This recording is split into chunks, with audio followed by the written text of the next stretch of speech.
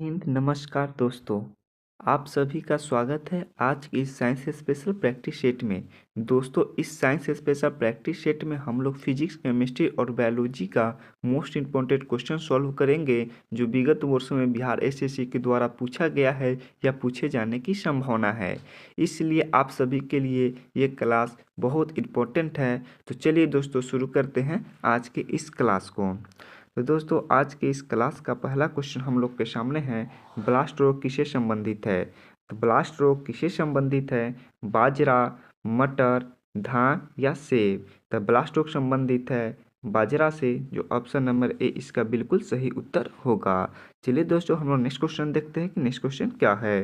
तो next question है, पुष्पों का अध्ययन क्या कहलाता है या पुष्पों का अध्ययन कहलाता है। तो पुष्पों का अध्ययन कहलाता है पोमोलॉजी, एंथ्रोलॉजी, हिस्टोलॉजी या एंथ्रोपोलॉजी। तो पुष्पों का अध्ययन कहलाता है एंथ्रोलॉजी, जो ऑप्शन नंबर बी इसका बिल्कुल सही उत्तर होगा। चलिए दोस्तों, हम नेक्स्ट क्वेश्चन देखते हैं कि नेक्स्ट क्वेश्चन क्या है। तो नेक्स्ट क्वेश्चन है, पौधे का जनन अंग कौन होता है। तो पौधे का जनन अंग कौन होता है? जड़, तना, फूल या पत्ती। तो पौधे का जनन अंग होता है फूल, जो ऑप्शन नंबर सी इसका बिल्कुल सही उत्तर होगा। चलिए दोस्तों, हम नेक्स्ट क्वेश्चन देखते हैं कि नेक्स्ट क्वेश्चन क्या है। तो नेक्स्ट क्वेश्चन हम लोग के सामने है, अग्नि निर्जा रोग किससे संबंधित है। तो अग्नि निर्जा रोग किससे संबंधित है? सेब से, बाजरा से, संतरा से या केला से। तो ये रोग संबंधित है सेब से, जो ऑप्शन नंबर ए इसका बिल्कुल सही उत्तर होगा। चलिए दोस्तों, हम लोग नेक्स्ट क्वेश्चन देखते हैं कि नेक्स्ट क्वेश्चन हम लोग के सामने क्या है। तो नेक्स्ट क्वेश्चन हम लोग के सामने है, फलों के अध्ययन कहलाता है। तो फलों का अध्ययन क्या कहलाता है? पोमोलॉजी, फाइकोलॉजी, होमोलॉजी या इनमें से कोई नहीं। तो फलों के अध्ययन कहलाता है पोमोलॉजी, जो ऑप्शन नंबर ए इसका बिल्कुल सही उत्तर होगा। चलिए दोस्तों, हम लोग नेक्स्ट क्वेश्चन देखते हैं कि नेक्स्ट क्वेश्चन हम लोग के सामने क्या है। नेक्स्ट क्वेश्चन हम लोग के सामने है, प्रकाश संश्लेषण की दर रंग प्रकाश में सबसे अधिक होती है। तो प्रकाश संश्लेषण की दर किस रंग के प्रकाश में सबसे अधिक होती है? लाल, हरा, पीला, नीला। तो प्रकाश संश्लेषण की दर किस रंग में प्रकाश की सबसे अधिक होती है? ये होती है लाल रंग की, जो ऑप्शन नंबर ए इसका बिल्कुल सही उत्तर होगा। चलिए दोस्तों, हम नेक्स्ट क्वेश्चन देखते हैं कि नेक्स्ट क्वेश्चन हम लोग के सामने क्या है। तो नेक्स्ट क्वेश्चन हम लोग के सामने है, पुरुष का नर अंग कहलाता है। तो पुरुष का नर अंग क्या कहलाता है? अंडप, कार्मिक, पुंकेसर या इनमें से कोई नहीं। तो पुरुष का नर अंग क्या कहलाता है? तो ये कहलाता है पुंकेसर, जो ऑप्शन नंबर सी इसका बिल्कुल सही उत्तर होगा। चलिए दोस्तों, हम लोग नेक्स्ट क्वेश्चन देखते हैं कि नेक्स्ट क्वेश्चन हम लोग के सामने क्या है।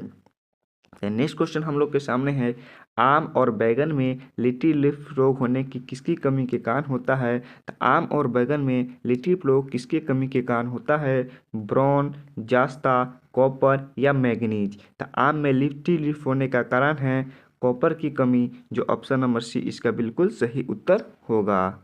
चलिए दोस्तों, हम लोग नेक्स्ट क्वेश्चन पर बात करते हैं कि नेक्स्ट क्वेश्चन हम लोग के सामने क्या है। तो नेक्स्ट क्वेश्चन हम लोग के सामने है, खोजा गया प्रथम पादप हार्मोन कौन है। तो खोजा गया प्रथम पादप हार्मोन कौन है? साइटोकाइनिन, जिब्रेलिन, एथिलीन या ऑक्सिन। तो खोजा गया प्रथम पादप हार्मोन है ऑक्सिन, जो ऑप्शन नंबर डी इसका बिल्कुल सही उत्तर होगा। चलिए दोस्तों, हम नेक्स्ट क्वेश्चन पर बात करते हैं कि नेक्स्ट क्वेश्चन हम लोग के सामने क्या है। तो नेक्स्ट क्वेश्चन हम लोग के सामने है, धान का क्षय रोग किसकी कमी से होती है। तो धान का क्षय रोग किसकी कमी से होता है? नाइट्रोजन, जिंक या लोहा या पोटास। तो धान का क्षय रोग किसकी कमी से होता है? तो ये होता है जिंक की कमी से, जो ऑप्शन नंबर सी इसका बिल्कुल सही उत्तर होगा। चलिए दोस्तों, हम लोग नेक्स्ट क्वेश्चन देखते हैं कि नेक्स्ट क्वेश्चन हम लोग के सामने क्या है। तो नेक्स्ट क्वेश्चन हम लोग के सामने है, क्लोरोफिल के केंद्र में होता है। तो क्लोरोफिल के केंद्र में क्या होता है? मैग्नीशियम, पोटेशियम, सोडियम या पोटास। क्लोरोफिल के केंद्र में होता है मैग्नीशियम, जो ऑप्शन नंबर ए इसका बिल्कुल सही उत्तर होगा। चलिए दोस्तों, हम लोग नेक्स्ट क्वेश्चन पर बात करते हैं कि नेक्स्ट क्वेश्चन हम लोग के सामने क्या है।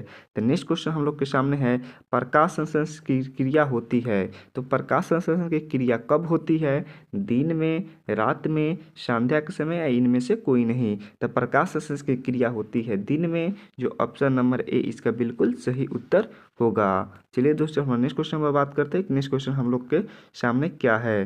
तो नेक्स्ट क्वेश्चन हम लोग के सामने है, ल्यूमेन किसकी मात्रक है। तो ल्यूमेन किसकी मात्रक मात्रक है? ज्योति तीव्रता, ज्योति फ्लक्स, या ए और बी दोनों, या इनमें से कोई नहीं? तो ल्यूमेन किसकी मात्रक है? तो ये है ज्योति फ्लक्स, जो ऑप्शन नंबर बी इसका बिल्कुल सही उत्तर होगा। चलिए दोस्तों हम नेक्स्ट क्वेश्चन देखते हैं कि नेक्स्ट क्वेश्चन हम लोग के सामने क्या है। तो नेक्स्ट क्वेश्चन हम लोग के सामने है, प्रकाश वर्ष किसकी इकाई है? तो प्रकाश वर्ष किसकी इकाई है? दूरी की, समय की, प्रकाश की तीव्रता की, या द्रव्यमान की? तो प्रकाश वर्ष किसकी इकाई है? तो ये इकाई है दूरी की, जो ऑप्शन नंबर ए इसका बिल्कुल सही उत्तर होगा। चलिए दोस्तों हम लोग नेक्स्ट क्वेश्चन देखते हैं कि नेक्स्ट क्वेश्चन हम लोग के सामने क्या है।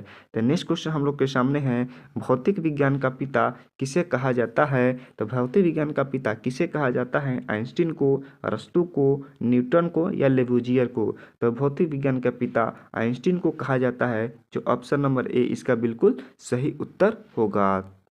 चलिए दोस्तों हम लोग नेक्स्ट क्वेश्चन पर बात करते हैं कि नेक्स्ट क्वेश्चन हम लोग के सामने क्या है। तो नेक्स्ट क्वेश्चन हम लोग के सामने है, गैसों का दाब किससे मापा जाता है? तो गैसों का दाब किससे मापा जाता है? वेंचुरीमीटर से, टेकोमीटर से, या मैनोमीटर से, या लैक्टोमीटर से? तो गैसों का दाब किससे मापा जाता है? तो ये मापा जाता है मैनोमीटर से, जो ऑप्शन नंबर सी इसका बिल्कुल सही उत्तर होगा। चलिए दोस्तों हम नेक्स्ट क्वेश्चन पर बात करते हैं कि नेक्स्ट क्वेश्चन हम लोग के सामने क्या है।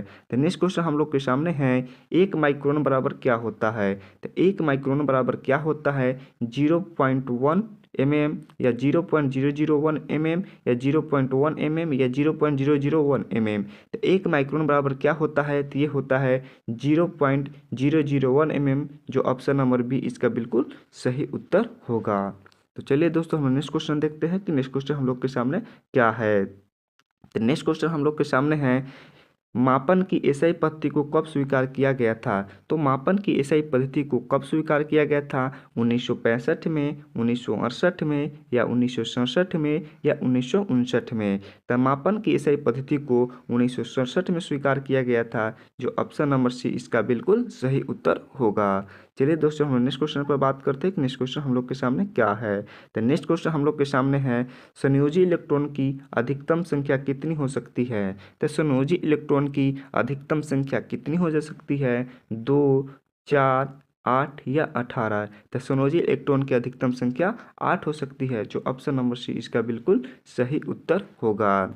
चलिए दोस्तों हम नेक्स्ट क्वेश्चन पर बात करते हैं कि नेक्स्ट क्वेश्चन हम लोग के सामने क्या है। तो नेक्स्ट क्वेश्चन हम लोग के सामने है, परमाणु के भीतर कक्षा में उपस्थित इलेक्ट्रॉनों की संख्या कहलाती है? तो परमाणु के भीतर कक्षा में उपस्थित इलेक्ट्रॉनों की संख्या कहलाती है कोर इलेक्ट्रॉन, संयोजी इलेक्ट्रॉन, संयुक्त इलेक्ट्रॉन, या संपूर्ण इलेक्ट्रॉन? तो परमाणु के भीतर कक्षा में उपस्थित इलेक्ट्रॉनों की संख्या कहलाती है कोर इलेक्ट्रॉन, जो ऑप्शन नंबर ए इसका बिल्कुल सही उत्तर होगा।